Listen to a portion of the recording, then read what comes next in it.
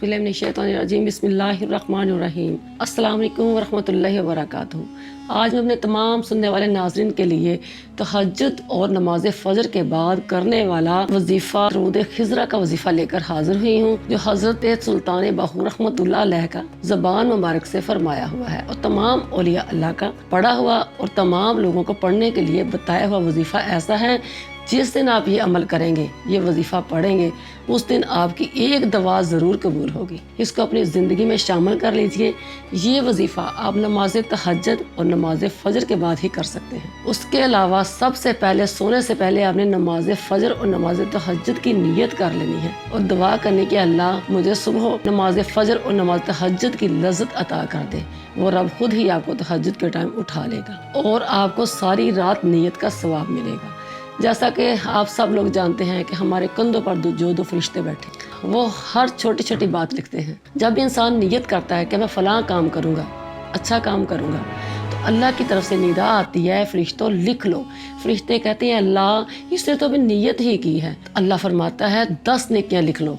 जब ये काम कर लेगा जिसकी नीयत की है, तब उसको 50 लिख देना। सुभान अल्लाह। जब इंसान गुनाह करता है तो फरिश्ते लिखने लगते हैं, तो अल्लाह की तरफ से निदा आती है रुक जाओ।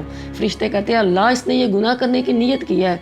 अल्लाह फरमाता है क्या पता ये सुबह का बुला शाम को घर वापस आ जाए, क्या पता मेरा बंदा सुबह उठकर माफ़ी मांग ले, लिहाजा रुक जाओ। लेकिन एक अमल ऐसा है जब हम करते हैं तो दोनों फरिश्ते हरकत में आ जाते हैं। वो कौन सा अमल है? वो ये अमल है जब हम पढ़ते हैं सल्लल्लाहु अलैहि वसल्लम, तो दोनों फरिश्ते लिखने शुरू हो जाते हैं।